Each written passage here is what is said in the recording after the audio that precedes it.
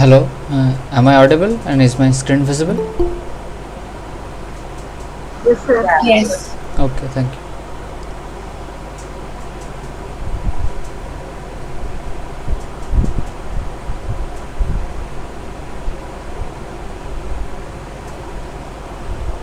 Good evening, everyone. Welcome to this NPTEL live session for the course Deep Learning IIT Ropar. My name is Learning-IIT. I am a PhD scholar in the Department of Computer Science and Engineering at IIT Kharagpur.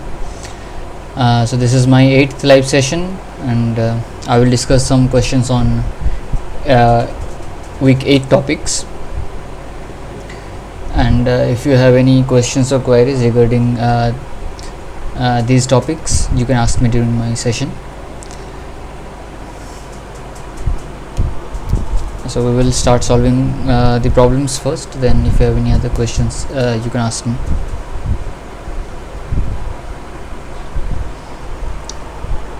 This is the first question. Which of the following is correct with respect to ReLU activation function? There are three options. Does not saturate in the positive region. Option B, computationally expensive. Option C, converges faster than sigmoid and tan-H activation. So there might be more than one correct answer in this question, and you can write your answers in the chat.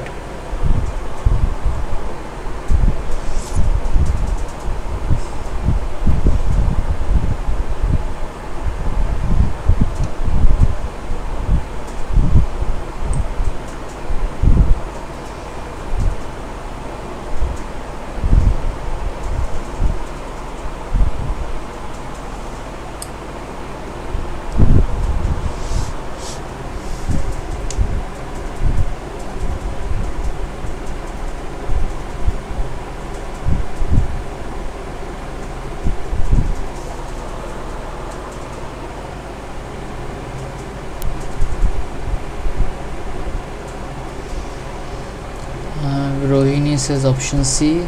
Vandana Mahajan says option C. Okay. Anyone else?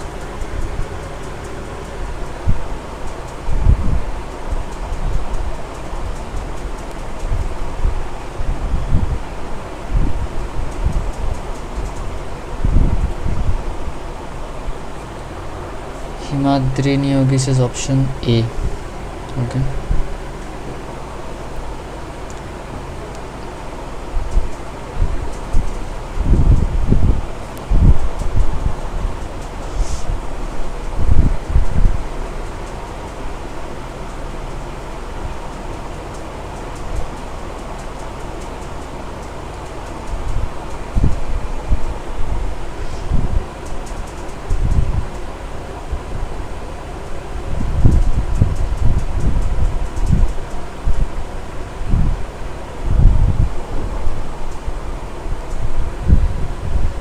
So there are two correct answers in this question, A and C.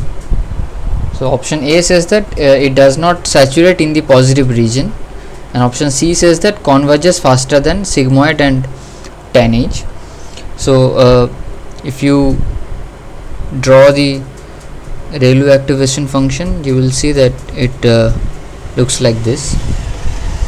So the value of the Rayleigh activation function is 0 in the negative region, and it is equal to x or whatever the input to that activation function is in the positive region. So in the positive region it always grows, it does not saturate after a certain point, as we see in sigmoid. So in sigmoid we see that sigmoid function looks like this. So it saturates to the value of +1 when the input is significantly large. At some point it would, for example at this point the value saturates to +1, almost becomes +1. It does not change much after this point. So it does not change much after this point. But in case of Rayleigh we see that it keeps on increasing. The value of the activation function, or the output of the activation function, keeps on increasing in the positive region. It does not saturate in the positive region. So option A is one of the correct answers in this question, that it does not saturate in the positive region. And option C says that converges faster than sigmoid and tanh. It is correct that experimentally it is seen that it converges faster than sigmoid and tanh activation functions. So these are the two correct options. And option B says that computationally expensive, which is incorrect, because Rayleigh function is computationally very straightforward and very easy to compute. So it computationally very much inexpensive actually, compared to sigmoid and tanh, where you have to compute the exponentials and divide by some denominator. So from that point of view, Rayleigh is not computationally expensive at all.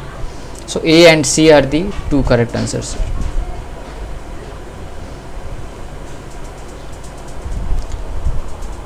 Now question 2. In a neural network, it is observed that the sigmoid neuron has become saturated. What might be the possible values of the output of at this neuron? So there are four options: 0.97, 0.45, 0.04, 0.50. Again, more than one option may be correct in this question.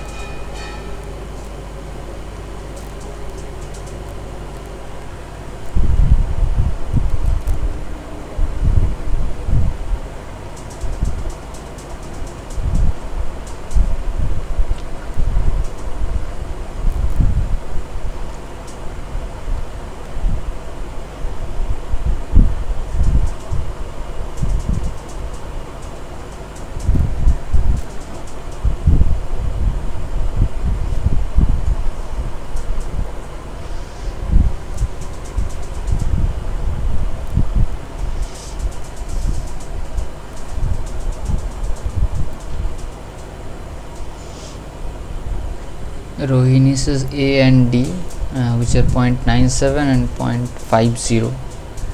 Vandana says AC 0.97, 0.04, and Rohini also says A and C 0.97 and 0.04.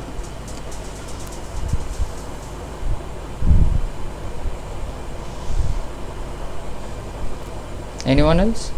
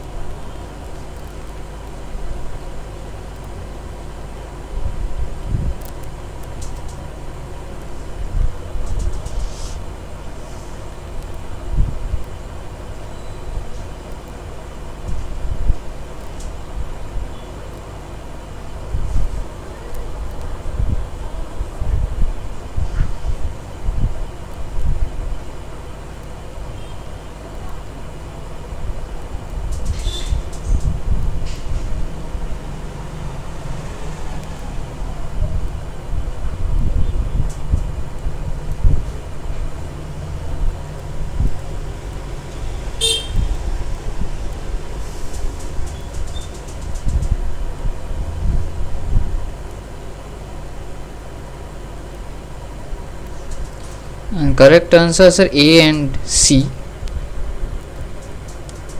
A and C, these are the two correct answers in this question, 0.97 and 0.04. So as I discussed in the last question, that for sigmoid, so this is the sigmoid function. So it ranges from 0 to +1. So it can saturate in both the regions, in the negative region and in the positive region. So in the positive region it saturates to +1 for large values of x. So for example, after this point, it is almost 1, very close to 1, so we can say it is saturated. And similarly, after, for example, this point, we can say that the value of the sigmoid neuron is saturated to 0 almost, because after that point, so after that point it is very close to 0 or almost 0, we can say. So saturation might happen in both the cases, in the positive region and in the negative region. So in case of positive region, it is very close to +1, and in the negative region it is very close to 0. So among these 4 options, we can see that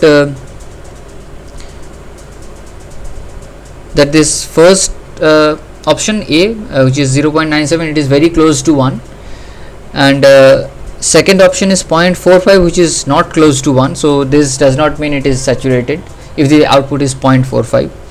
Option C says that 0.04, so the value is very close to 0. We can say that the value is almost saturated to 0. So this is also correct. And option D says that 0.50, so which is around this halfway mark. So it is no way it is saturated. The gradients are still very much positive or negative. So it is not really, the gradient value is not really 0, so it is not saturated yet at this point.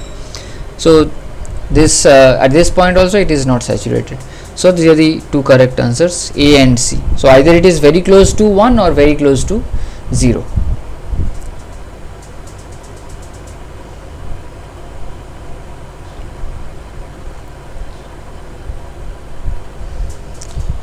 Now question 3.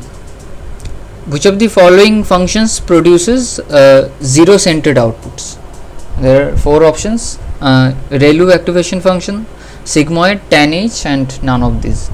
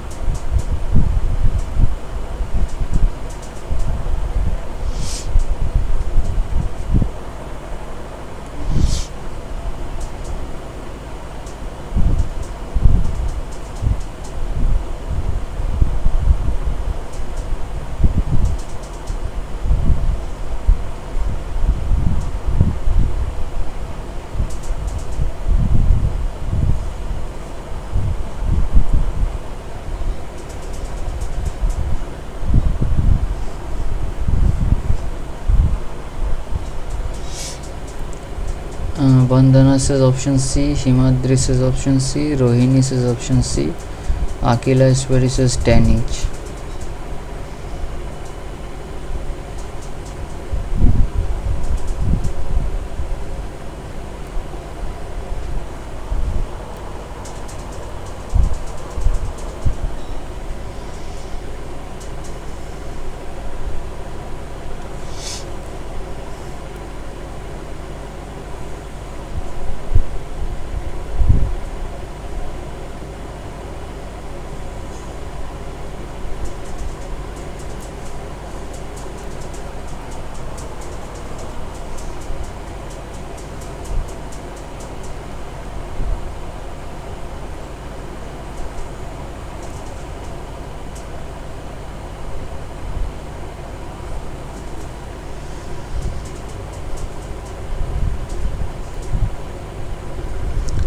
So the correct answer is option C, 10H.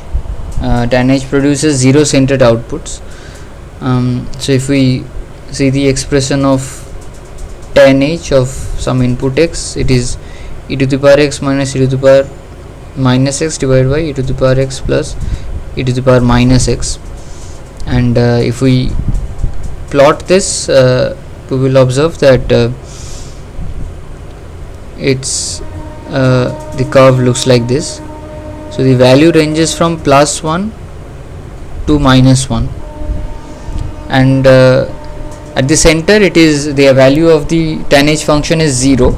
At 0 the value is 0, and then it subsequently saturates to plus 1 in the positive region and saturates to minus 1 in the negative region, but at center it is 0. So that's why it produces zero centered outputs, 10H, whereas sigmoid looks something like this. So it is not zero centered. At this point the value is half.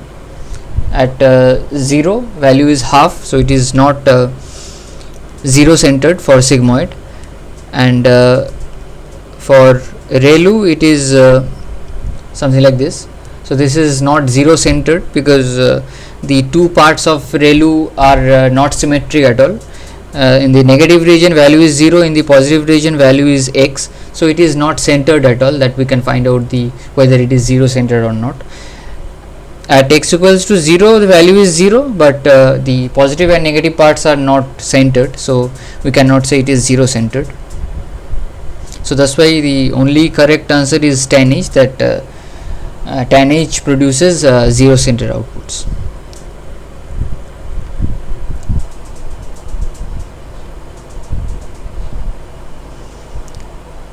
Question 4. There is a statement that ReLU activation function is a linear function. You have to state whether this statement is true or false.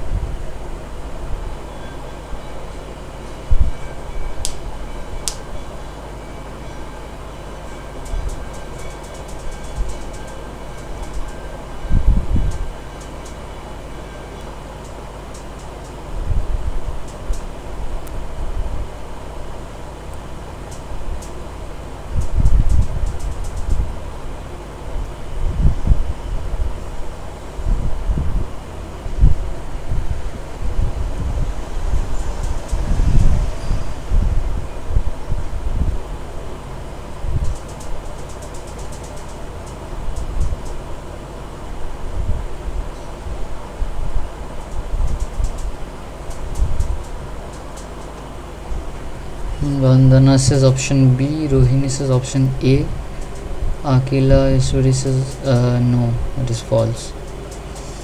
Rohini is saying for positive inputs it is like linear unit, when it comes to negative inputs it becomes non-linear.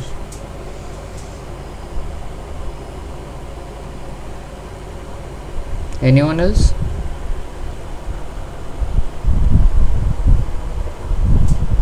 Himadri says false. Okay.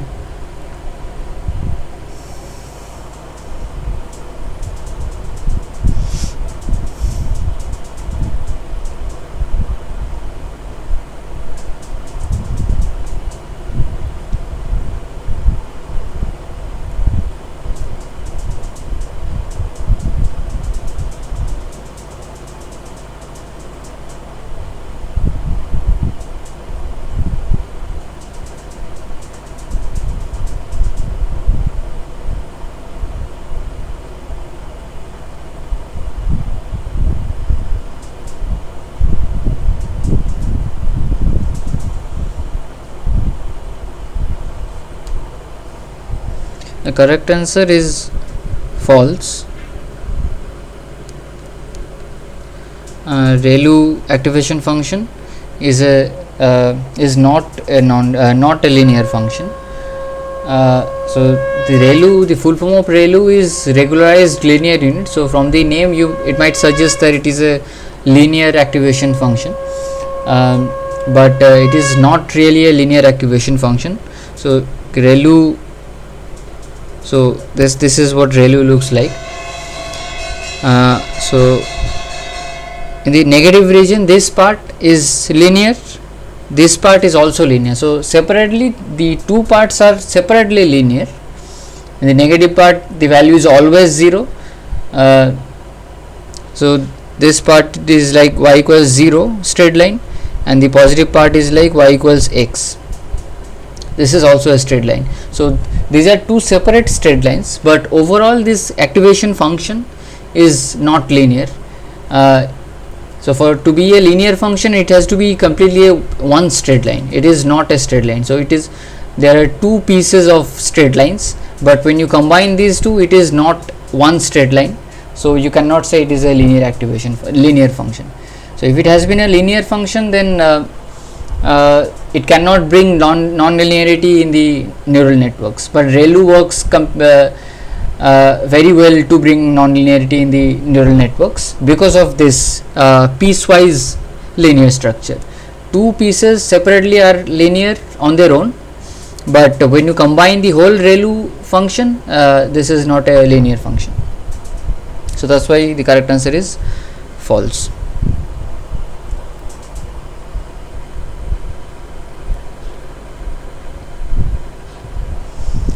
Now question 5. Which of the following are correct in terms of sigmoid neurons? So more than one option might be correct in this question. Saturated sigmoid neurons cause gradients to vanish. Sigmoids are zero centered, and sigmoids are computationally expensive.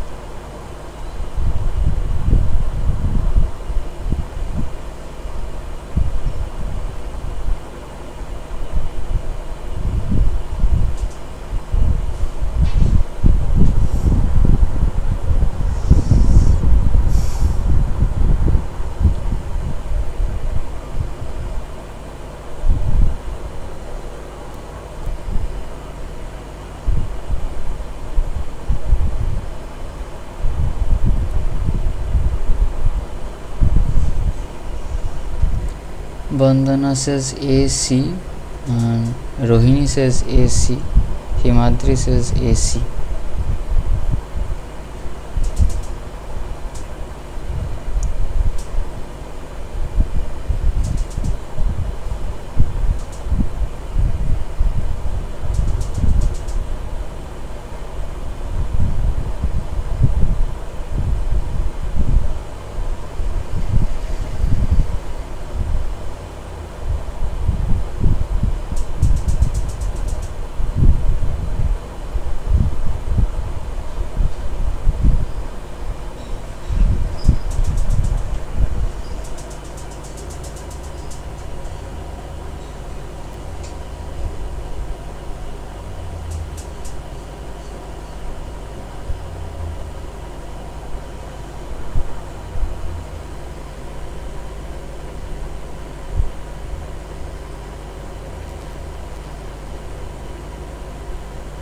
A and C are the two correct answers here. So A says that saturated sigmoid neurons cause gradients to vanish. This is correct, that when the neuron sigmoid values become saturated, so gradient becomes almost zero. So for example here, sorry. So at this point, if we compute the gradient of sigmoid, so it is almost straight line. At this point it is almost a straight line. So this the gradient vanishes, so gradient is almost zero. Similarly, if we compute the gradient at this point, it is also almost zero, because it has become almost saturated. It has become almost like a straight line at this point. So the gradient value is zero, so gradients vanish when the sigmoid neurons saturate, and if the gradients vanish, we cannot update the weights anymore. And option B says sigmoids are zero centered. Sigmoids are not zero centered, so at this point the value is half fair, so it is not zero at the center. And option C says that sigmoids are computationally expensive, which is correct, because you have to compute this 1 divided by e to the power minus x. So this e to the power minus x you have to compute, and then you have to add it to 1, and then divide it by 1. Divide this whole denominator by 1 from 1. So overall it is computationally quite expensive compared to ReLU and some other activation functions. So this is correct, that it is computationally expensive.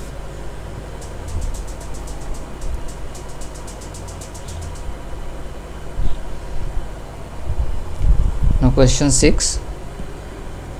Consider the following parametric ReLU function. Fx equals max of alpha x comma x. So this is alpha, if it is not clear from the slide. So this it is alpha x comma x, max of alpha x comma x.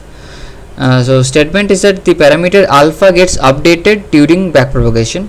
You have to find out whether this statement is true or false.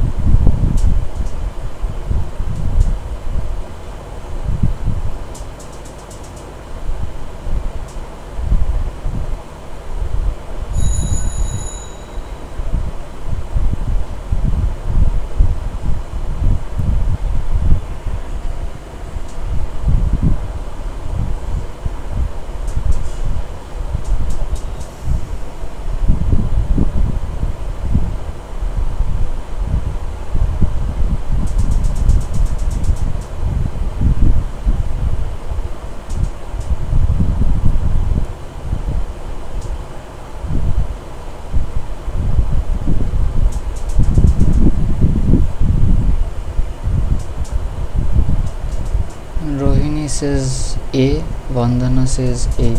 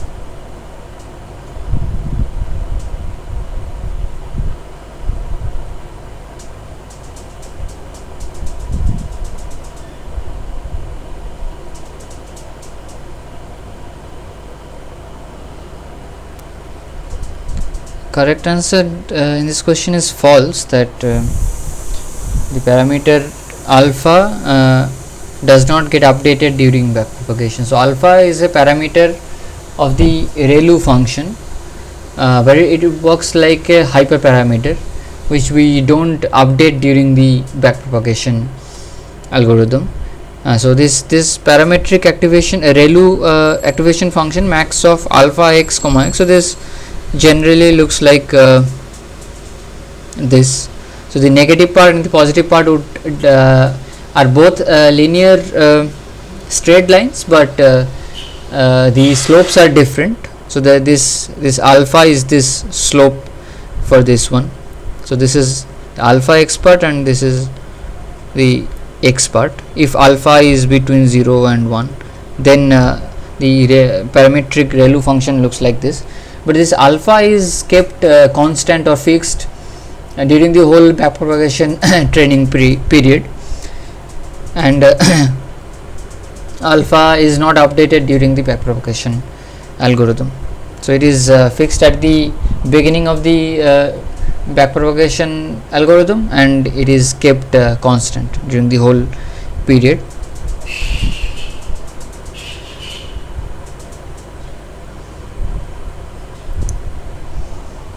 Now question 7.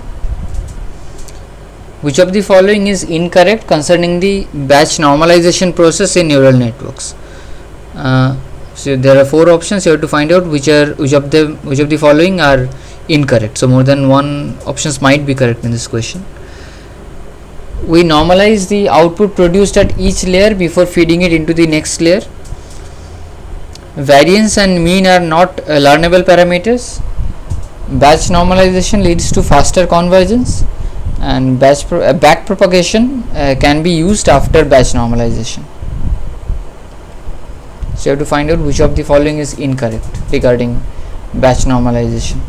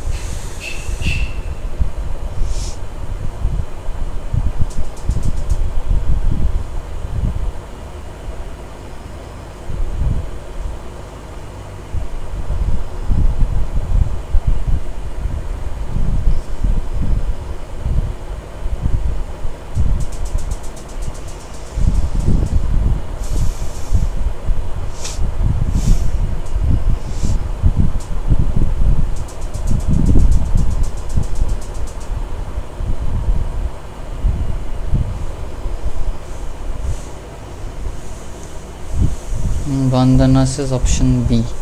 Okay.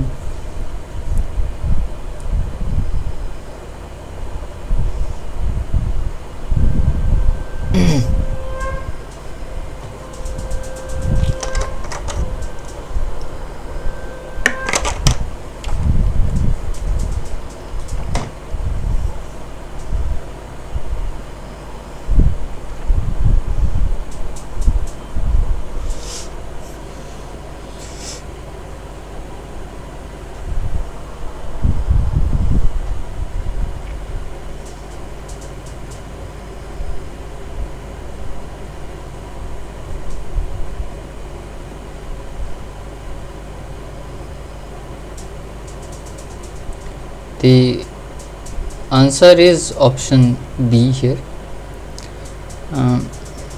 That variance and mean are not learnable parameters is incorrect regarding batch normalization. So variance and mean can also be learnable parameters in batch normalization during the training process of the neural networks. So these two values can also be adjusted during the training process to suit the training better. So other options are that we normalize the output produced at each layer before feeding it into the next layer. That is the first option. So that is correct. So this option is correct. It is not incorrect. So this is not the correct answer here. That we normalize the output produced at each layer before feeding it into the next layer. That is what in batch normalization we do. And option C says batch normalization leads to faster convergence. This is also correct. This is one of the advantages of batch normalization, that it accelerates the training process. And option D says that backpropagation can be used after batch normalization, so which is obviously correct. After we do batch normalization, then only we apply backpropagation. So certainly backpropagation can be applied after batch normalization. So A, C and D, these three options are correct regarding batch normalization. Option B is incorrect, so that is the answer here. This so the network is allowed to adjust variance and mean by making them a learnable parameter. Option B is the answer here.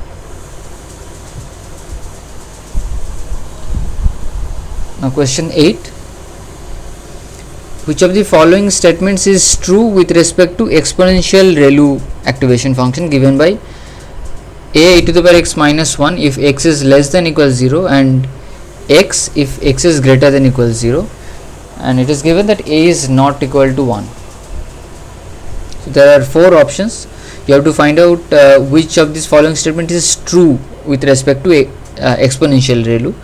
Option A is it is discontinuous at 0, it is non-differentiable at 0, it is less computationally expensive than ReLU. Exponential ReLU can have negative values. So more than one option may be correct in this question.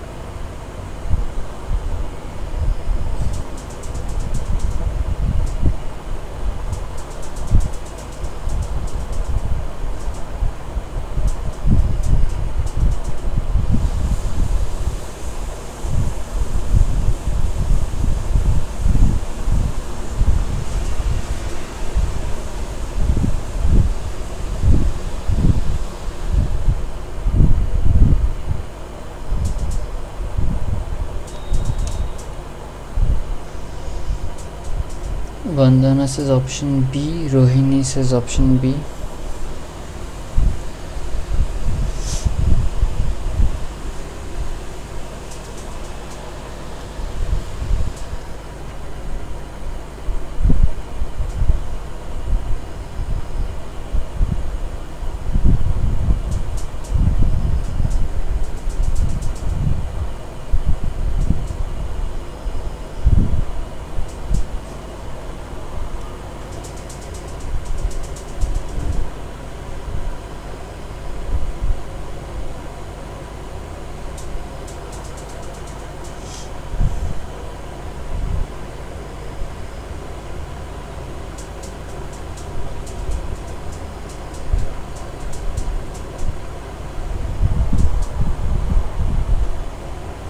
Vandana says D.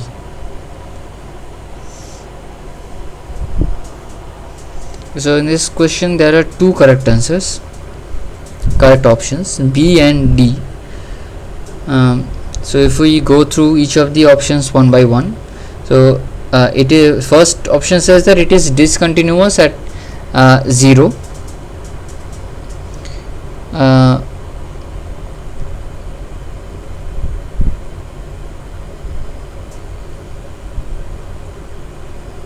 it is discontinuous at 0. So at 0 the value is 0 for the left part. For the right part the value would be, for the right part the value is obviously 0. For the left part the value would be a minus 1. So if a is not equal to 1, then this can also be okay. So it might if a is not equal to 1, then this is not equal to 0. So actually in that case a might also be true. I think a might also be true in that case. Yes, so as a is not equal to 1, if a was equal to 1, then this left part also would have been 0. So both the left part and right part would have been 0, so it would have been continuous. But it is given that a is not equal to 1, so the left part is not equal to 0, but the right part is 0. So in that case it would not be continuous.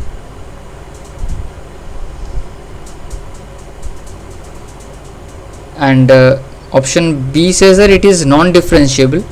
So the left derivative is a e to the power x.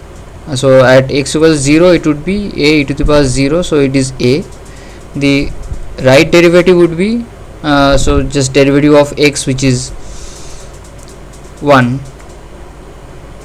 So this a is not equal to 1, so that means left derivative is not equal to right derivative.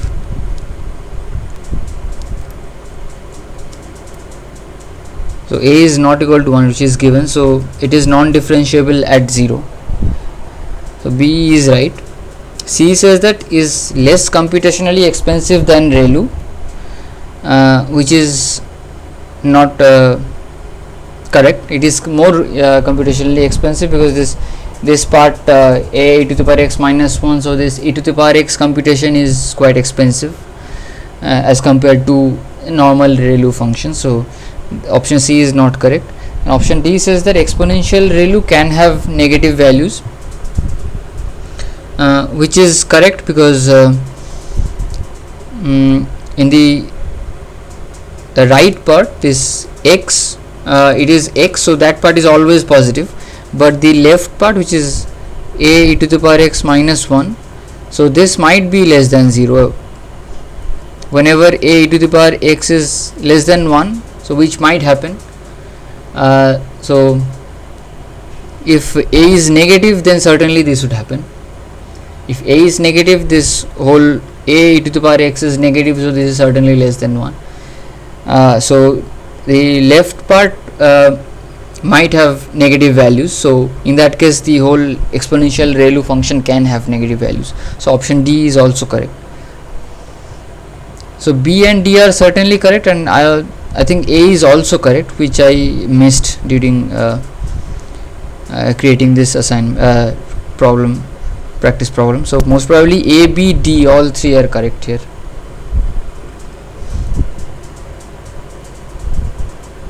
Is there any doubt in this question?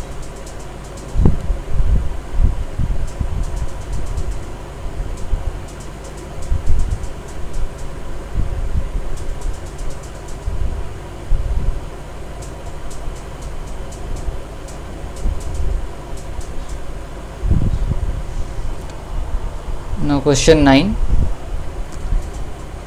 Which of the following is a common solution?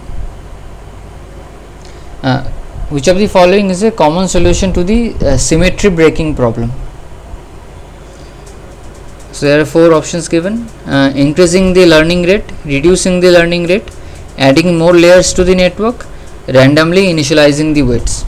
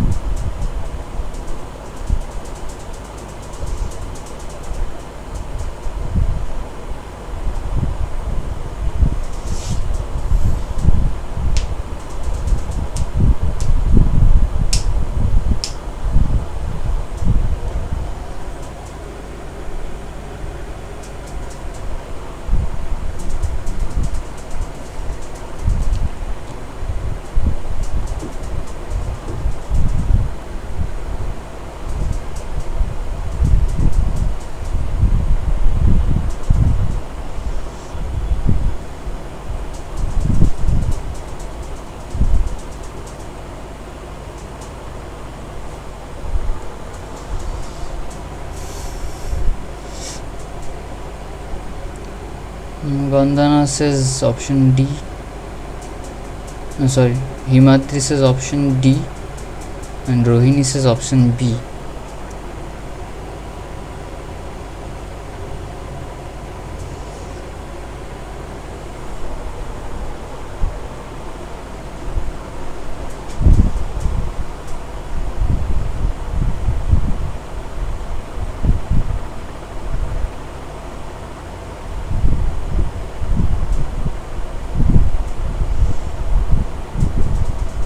Dr. R. Koteshwaran says option D.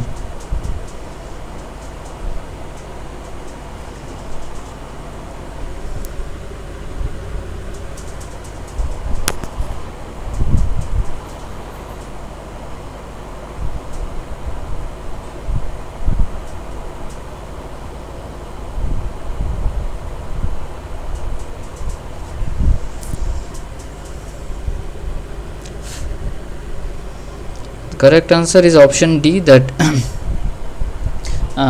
the common solution to the symmetry breaking problem is randomly initializing the weights. So the other options are not really to solve symmetry breaking problem. Increasing the learning rate doesn't help solving the symmetry breaking problem in any way, or even reducing the learning rate, and adding more layers to the network simply just increases the complexity of the neural network and the capacity of the neural network, but it doesn't help in breaking the solving the symmetry breaking problem. But if we randomly initialize the weights, then we might solve the symmetry breaking problem. So symmetry breaking problem generally occurs because if the initial values of the weights are set to 0, in that case the symmetry breaking problem happens. So if we simply randomly initialize the weights, so there is high chance that symmetry breaking problem would not come up during the training.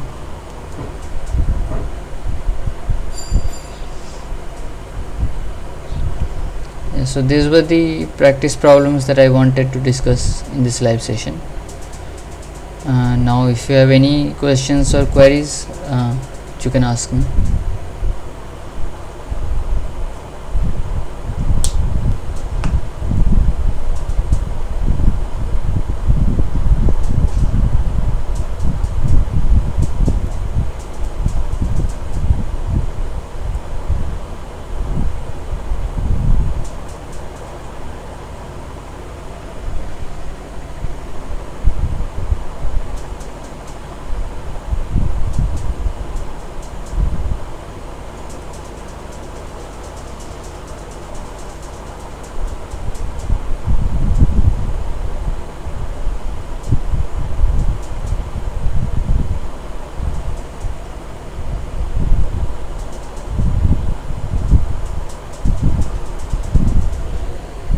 Rohini says, what is correct way to study and practice deep learning? I don't know if there is any specific correct way to study and practice, but whatever you study, if you try to implement those methods, then you would learn more about those algorithms, those methods. So by programming, if you try implementing those methods that are being taught in this course, then it would help you in understanding those methods and algorithms better. So there is no other specific way of studying and practicing. If you implement those methods in Python or any other language, then you would learn those methods in a much more detailed way.